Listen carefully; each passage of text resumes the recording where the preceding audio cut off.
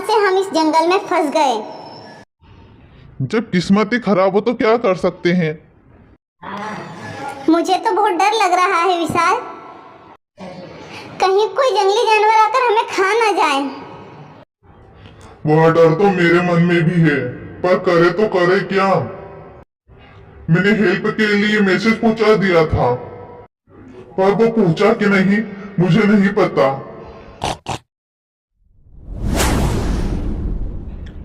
तुम्हें कोई अजीब सी आवाज सुनाई दी?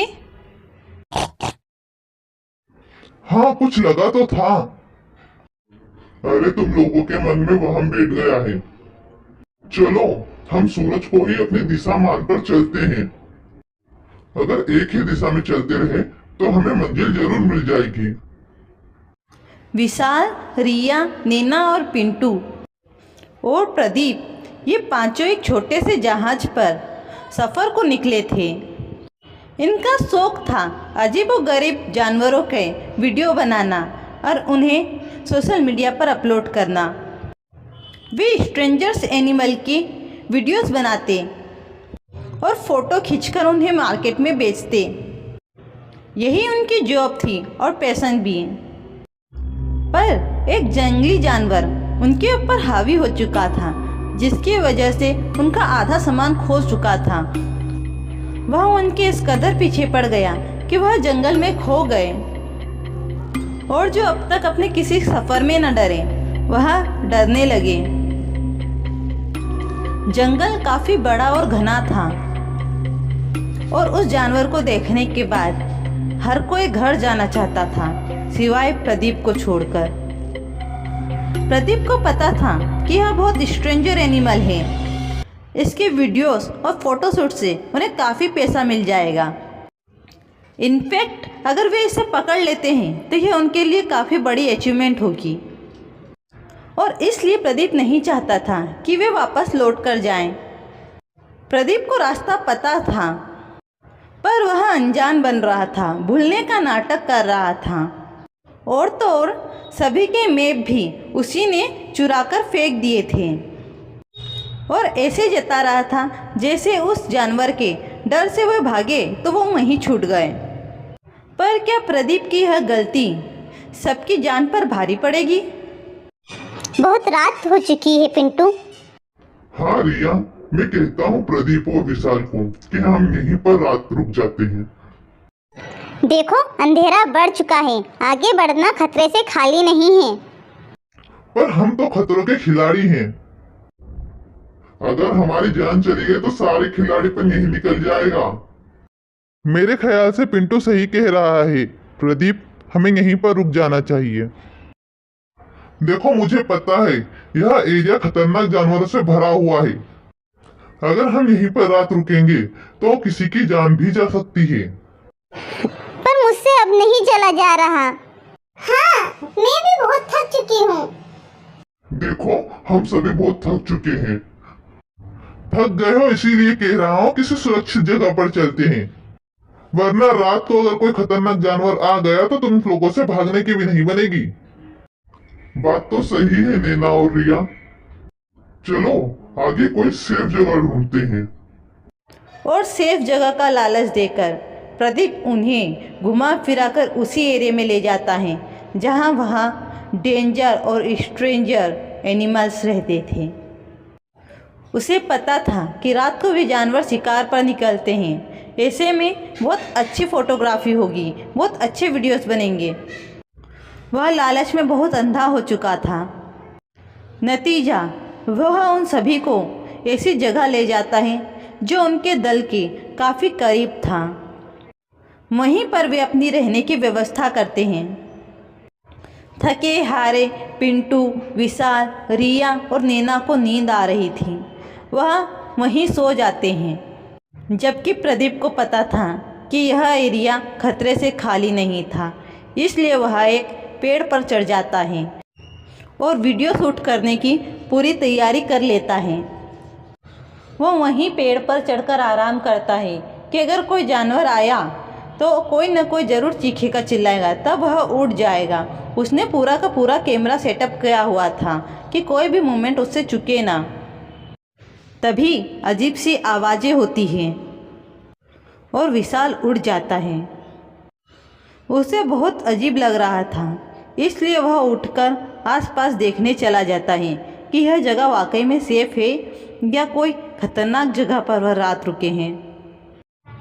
वह एक झाड़ी की आड़ से देखता है तो वहाँ एक बहुत ही खतरनाक जानवर, जिसे देखकर ही उसके रोंगटे खड़े हो गए, खड़ा था और वह किसी जानवर को खा रहा था। यह देखकर विशाल भागा और उस जगह पहुंचा जहां वह रात रुके थे, पर उसे वहां कोई नहीं दिखाई दिया। सारा सामान बिखरा हुआ। तभी पिंटू बोलता है, विशाल, विशाल तुम जल्दी पेड़ पर चढ़ जाओ, यह जगह बहुत खतरनाक है। वह ऊपर देखता है तो रिया, पिंटू और प्रदीप बैठे हुए थे। नैना कहाँ है? नैना को वो जानवर उठा के ले गया, वो बहुत खतरनाक है, तुम जल्दी पेड़ पर चढ़ जाओ। यह बोलते बोलते पिंटू रुक जाता और काफ़ी डर जाता है। तभी एक खतरनाक साया आता है और विशाल पलटकर देखता है तो वह जानवर खड़ा था और वह बहुत जोर से उसके ऊपर अटैक करता है। जब काले साये को देखकर विशाल पलटता है तो वह देखता है कि एक खतरनाक जानवर उसके पीछे खड़ा था। उसे देखकर वह पूरी तेजी के साथ भगता है और काफी आगे निकल जाता है। पिंटू, रिया और प्रदीप अभी भी उसी पेड़ पर बैठे हुए हैं। डरी सहमी रिया जोर जोर से सांसें ले रही होती है, जबकि पिंटू सोचता है कि वह इस जंगल से बाहर कैसे निकले। यह एरिया उसी एरिया के जैसा लग रहा है जहां उन्होंने अपने मैप छोड़े थे। हो ना हो, यह एरिया उस एरिया के काफी करीब है। तभी वह पीछे पलटता है तो देखता है कि प्रदीप एक कैमरे में कुछ देख रहा होता है। तभी पिंटू की नजर उस पर पड़ती है। यह कैमरा यहाँ ऊपर क्या कर रहा है? और तुम इस समय भी इस कैमरे को ताक रहे हो? ऐसा क्या है इस कैमरे में? मुझे दो। कुछ नहीं, मैं ऊपर आते वक्त यह कैमरा भी ले आया था। अब पिंटू से बोलता है, तुमने तो कहा था कि तुम हमें सेफ जगह ले जाओगी, ये कैसे सेफ जगह लेकर आए हो? इस जंगल के बारे में सिर्फ तुम्हें पता था और तुम ही हम सभी को लेकर आए हो। मुझे यह जंगल जाना पहचाना लग रहा है। तुम हमें फिर से वहीं लेकर आए हो जहां हमारे मैप छूटे थे, हमारा सामान छूटा था। देखो पिंटू, इतना गुस्सा मत करो। हम यहाँ एनिमल्स की फोटोज और वीडियो लेने आए हैं और इतना डरेंगे तो काम नहीं चलेगा। डरे क्यों नहीं? मेरा अब हमारे बीच में नहीं रही। हमने अपने एक दोस्त को खो दिया है। कोई बात नहीं, दिमाग ठंडा करो। अगर हम उसी एरिया के करीब है तो हम अपना सारा सामान ले लेंगे और वापस से घर चले जाएंगे। इनफैक्ट मैं खुद मैप्स लेकर आऊंगा। पिंटू तब चुपचाप बैठ जाता है, पर उसके मन में न जाने क्यों तूफान आ रहा था और वह प्रदीप को शक भरी निगाहों से देख रहा था। वह कैमरे में देख देख कर हल्का हल्का मुस्कुरा रहा था। जब नैना को जानवर ले गया था तब भी उसके चेहरे पर थोड़ा सा भी दुख नहीं था और ऐसे दुख की घड़ी में भी वह मुस्कुरा रहा है।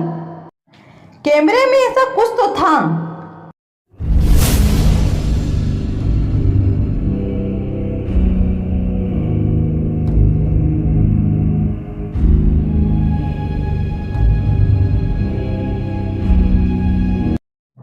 और वहीं विशाल भागता भागता उस एरिया के करीब पहुंच जाता है जहां उसका सामान छूटा हुआ था। मुश्किलें है कि थमने का नाम नहीं ले रही। विशाल को पता लग चुका था कि बिना मैप के इस जंगल से बाहर निकलना मुश्किल ही नहीं, नामुमकिन है। और तो और प्रदीप जो यह कह रहा था कि उसे इस जंगल के बारे में पूरी जानकारी है, वह एकदम से अनजान क्यों बन रहा था? हो ना हो, हम सभी को फंसाने में प्रदीप का ही हाथ है। मैं उसी एरिया में हूं जहां हमारा सम्मान छूटा था। हो ना हो मैप भी यहीं आसपास होंगे। मुझे वह मैप लाने होंगे और प्रदीप से सच उगलाना होगा।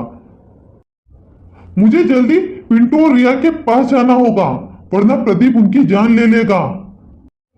वह दोनों खतरे के साए में हैं। उधर पिंटू को भी पता लग चुका था कि प्रदीप विश्वास के काबिल नहीं। जब वह प्रदीप से बार बार पूछता है तो प्रदीप गुस्से में कह ही देता है कि वह यहाँ पिकनिक मनाने नहीं आया था, अपनी लाइफ बनाने आया था। और इसीलिए मैं तुम लोगों को वापस उसी जगह पर लेकर आया हूँ। सच तो यह है कि हम लोग पहले जहाँ रुके थे वही सबसे सेफ जगह थी। और तुम लोग मेरा क्या उखाड़ लोगे? मेरी मदद के बिना तुम यहाँ से निकल भी नहीं पाओगे। रिया और पिंटू दोनों प्रदीप की यह बातें सुनकर दंग रह गए, जैसे किसी ने उनके ऊपर वार कर दिया हो। रिया काफी डर चुकी थी और काफी समय से किसी ने कुछ खाया भी नहीं था। उसे चक्कर आ रहे थे, मानो वह अभी गिर जाएगी। और प्रदीप हंस रहा था। तुम हंस क्यों रहे हो? और क्या चाहिए तुम्हें? देखो रिया की हालत कैसी हो गई है। देखो सुबह होते ही हम सब इसी जंगल से चले जाएंगे। तुम्हें जो चाहिए था वह मिल गया, पर और भी बहुत कुछ मिल सकता है अगर तुम साथ दो। मतलब यह कि यह तो सिर्फ एक जानवर था। सोचो उसका पूरा परिवार यहाँ होगा, तो सोचो कितनी अच्छी इवेंट होगी। और जब हम उस इवेंट को कैप्चर करेंगे तो हमें कितना पैसा मिलेगा। हम उसकी पूरी फैमिली का एक वीडियो बनाते हैं। सेटअप प्रदीप। वैसे ही नैना जा चुकी है, पर रिया तो जिंदा है। इसकी हालत तो देखो, अगर वह फिर से आ गए तो इसे भागने की भी नहीं बनेगी। तो क्यों ना हम इसकी जान का सदुपयोग करें। आखिर दोस्त ही तो दोस्त के काम आता है। और उधर विशाल को एक कागज का टुकड़ा मिलता है, जिसे देखकर वह खुश हो जाता है। वह सुकून की सांस लेकर उसे गौर से देखता है और अब हर एक डायरेक्शन को दिमाग में फिट कर लेता है। उसे पता था उनका सामान भी ज्यादा दूर नहीं है। उन्होंने काफी समय से कुछ खाया भी नहीं था। अगर वह उसे ले आता है तो शायद कुछ पेट को सहारा हो जाएगा, पर इतना जोखिम उठाए भी तो उठाए कैसे। उसे हलचल सी दिखती है तो फिर वह खतरनाक जानवर उसे उसकी आंखों के सामने गुजरता दिखता है। वह बड़ी गौर से इसे देखता है तो उसे पता चलता है कि यह जानवर और कोई नहीं बल्कि एक बहुत बड़ी स्पाइडर है। झाड़ियों की ओट में छुपा विशाल चुपके से अपनी मंजिल को जाने को तैयार था। इधर प्रदीप के बार बार बोलने पर भी पिंटू रिया की जान का सौदा करने को तैयार न था। उसकी जेब में जूस की बोतल थी। उसने उसे रिया को पिलाया। रिया तुम घबराओ मत, हम बहुत जल्द यहाँ से बाहर निकलेंगे। यह ऐसे नहीं मानेगा। थोड़ी देर बाद सुबह हो जाएगी और अगर आज काम नहीं हुआ तो मुझे कल रात का इंतजार करना होगा। मैं और इंतजार नहीं कर सकता। जब उसे पता चल जाता है कि पिंटू उसके जाल में नहीं आएगा तो वह अपना रंग बदलकर रिया के पास पहुंच जाता है। नो रिया, मेरे पास बस यही खाने का था, खा लो, तुम्हें इसकी बहुत जरूरत है। पिंटू, रिया मेरी भी दोस्त है। तुम्हारी गलतफहमी का इलाज मैं नहीं कर सकता था, इसलिए मैंने अपना गुनाह कबूल कर लिया। तुम्हें जो समझना है वह समझो और जरा सोचो, यहाँ जान तो मेरी भी दांव पर लगी हुई है। अगर मुझे रास्ता पता होता तो मैं तुम्हें यहाँ क्यों लाता। रिया को अब थोड़ा अच्छा महसूस हो रहा था। रिया, मुझे पता है तुम्हारा सपना पैसा और लग्जरी पाने का है और वह सिर्फ आज हमें हिम्मत करके मिल सकती है। थोड़ी देर बाद तो सुबह ही हो जाएगी। अगर हम एक छोटा सा रिस्क ले लेते हैं तो इसमें गलत क्या है? वहाँ मौत के गड्ढे में कौन कूदेगा? कोई नहीं, मेरे पास एक आइडिया है। पिंटू देखता है कि रिया और प्रदीप काफी देर से बातें कर रहे थे, पर उसे कुछ सुनाई नहीं दे रहा था। तभी रिया बोलती है, क्या कह रहे हो प्रदीप? पिंटू तुम्हारे जाल में नहीं आया, तब तुम मुझे फंसाने की कोशिश कर रहे हो। इतना कहकर रिया चुप हो जाती है और पिंटू राहत की सांस लेता है कि रिया उसकी बातों में नहीं आई। तब प्रदीप अपना कैमरा और बैग उठाकर आगे चल देता है। प्रदीप, जब जिंदा ही नहीं रहोगे तो पैसे का क्या करोगे? पर बातों को अनसुना करता हुआ प्रदीप आगे निकल जाता है। पिंटू, मुझे बहुत भूख लग रही है। भूख तो मुझे भी लग रही है रिया, लेकिन क्या करें? यहीं आसपास हमारा सामान होगा। अगर हम हमारा सामान ले आए तो शायद अपना कुछ काम हो जाए। सुबह होने के पहले हम सामान नहीं ला सकते, और वहां तो इनका पूरा दल रहता है। फिलहाल हमारा अभी यहीं रहना ठीक है। पर मेरे लिए ठीक नहीं है पिंटू। पिंटू पीछे देखता है तो प्रदीप के हाथ में एक डंडा था। रिया पिंटू को धक्का दे देती है और प्रदीप उसके साथ मारपीट करने लग जाता है। प्रदीप खुद को बचाने की कोशिश करता है, पर रिया पीछे से उसके सिर पर वार कर देती है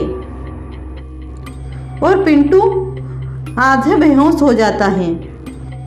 प्रदीप और रिया उसे घिसते हुए ले जाते हैं और आगे जाकर एक पेड़ से लटका देते हैं। उन जानवरों का दल यही है। मेरे पास एक बम है, अगर मैं उसे फोड़ूंगा तो उसकी आवाज से वे सभी यहाँ आ जाएगी। मैंने ऊपर कैमरा फिट कर दिया है। चलो हम दोनों टाइम सेट करके वहाँ झाड़ियों में छिप जाते हैं। नहीं प्रदीप, हमें और दूर जाना चाहिए। हम सुबह आकर कैमरा ले लेंगे। मुझे पता है अब तुम्हारा काम 100% हो जाएगा। वह लोग टाइम फिक्स करके वहां से चले जाते हैं और थोड़ी देर बाद जोर से आवाज होती है, बूम! और बहुत सारी मकड़ियां वहां इकट्ठी हो जाती है और जिस पेड़ से उन्होंने पिंटू को लटकाया था वह पेड़ बहुत सारी मकड़ियों से भर जाता है। कहानी का अगला पार्ट देखने के लिए हमारे वीडियो को लाइक और चैनल को सब्सक्राइब करना ना भूलें।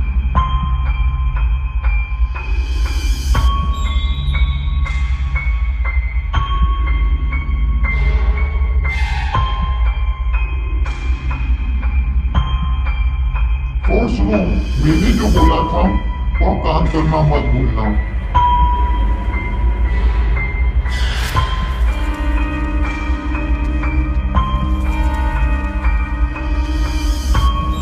रिया कैमरा लेने जाती है। कैमरे की बैटरी कम हो चुकी थी, पर उसे पता था कि अगर वह यहाँ से गई तो वह अपनी जान से हाथ धो बैठेगी। प्रदीप की दी हुई बैटरीज वह कैमरे में डालती है और हिम्मत जुटाकर आगे बढ़ती है। और जब आगे बढ़कर वह अपनी नज़रें ऊपर उठाती है तो देखकर घबरा चुकी होती है। ऊपर ढेर सारी स्पाइडर्स थी और उनके जाल लगे हुए थे और उन जालों में बहुत सारे जानवर फंसे हुए थे और मकड़ियाँ सोई हुई थी। लेकिन सुबह भी कुछ कम खतरनाक ना थी, क्योंकि थोड़ी सी भी आवाज़ उन मकड़ियों को जगाने के लिए काफ़ी थी। और रिया का पैर अचानक किसी लकड़ी से टकराता है और वह गिर जाती है और गिरने के कारण वह जोर से चिल्लाती है। तभी वहाँ ऊपर बैठी एक मकड़ी नीचे उतरती है। रिया को जैसे कोई यमराज दिख गया हो वह मकड़ी उसे जाल में फंसा लेती है। थोड़ी देर बाद नीचे खून की बूंदें गिरती हुई दिखाई देती हैं और उसके बाद रिया का सिर। रिया की सबसे बड़ी गलती थी कि वह प्रदीप की बातों में आ गई। रिया को बहुत देर हो चुकी है, कहीं वो भाग तो नहीं गई? नहीं नहीं, वो भाग नहीं सकती यहाँ से। भागना उसके बस की बात नहीं। तब लालच में अंधा प्रदीप खुद वहां पहुंच जाता है। तभी उसे रिया का सिर नीचे दिखाई देता है। ओ शिट, रिया भी गई, पर कैमरा कहाँ है? तभी वह अपना कैमरा ढूंढने के लिए ऊपर नजर उठाता है तो कैमरा मकड़ी के जाल में लटक रहा होता है, जैसे प्रदीप के सारे के किराए पर पानी फिर गया हो। उसे कैमरा लेने का कोई उपाय नहीं दिखता। अगर मैं यहाँ से गया तो ये मेरे लिए हार होगी। इतना सब कुछ किया है, अब बस एक कैमरा ही तो लेना है। अगर कैमरा मेरे हाथ में आया तो मैं इसे लेकर भाग जाऊंगा। और वैसे भी सारी मकड़ियां तो सो रही है। कैमरा उसी जाल पर अटका हुआ था जिस जाल पर मकड़ी रिया को ले गई थी। प्रदीप बेवकूफ़ी करके धीरे से पेड़ पर चढ़ता है और कैमरा लेने की कोशिश करता है। उस बेवकूफ़ ने यह भी नहीं सोचा कि अभी अभी मकड़ी ने रिया का शिकार किया है तो वह जग रही होगी। नतीजा कि वह पेड़ पर भाग भी नहीं पाता है और हो जाता है शिकार मकड़ी का। उसकी सारी मेहनत अब बेकार हो चुकी थी और सुबह का सूरज मानो मुस्कुरा रहा था। पिंटू, सुबह बहुत हो चुकी है, अब हमें निकल जाना चाहिए। मुझे अब रास्ता बहुत अच्छे से दिमाग में फिट हो चुका है। अच्छा है, तुम भी मैप को अब दिमाग में फिट कर लो और अब हम हमारे घर चलते हैं। विशाल को पता लग चुका था कि प्रदीप विश्वास के काबिल नहीं है, इसलिए वह अपने दोस्तों की जान बचाने के लिए छुपते छुपाते वहां तक आ गया था। पर जब उन्होंने प्रदीप और रिया को पिंटू को पीटते हुए देखा तो उसने सोचा कि थोड़ी समझदारी से ही काम लेना होगा, क्योंकि उस वक्त तक पिंटू बेहोश हो चुका था और वह प्रदीप और रिया का धीरे धीरे पीछा करने लगा। जब पिंटू को लटका कर वो लोग वापस गए तो उसने अपने दोस्त को छुड़ा लिया था और बम के फटने के बाद उसके शोर से मकड़ियां इकट्ठी हो गई थीं। पर पिंटू अभी सही सलामत था। दोनों दोस्त निकल जाते हैं अपने घर की ओर। अगर वीडियो अच्छे लगे तो प्लीज़ वीडियो को लाइक और चैनल को सब्सक्राइब करना मत भूलना। वीडियो देखने के लिए धन्यवाद।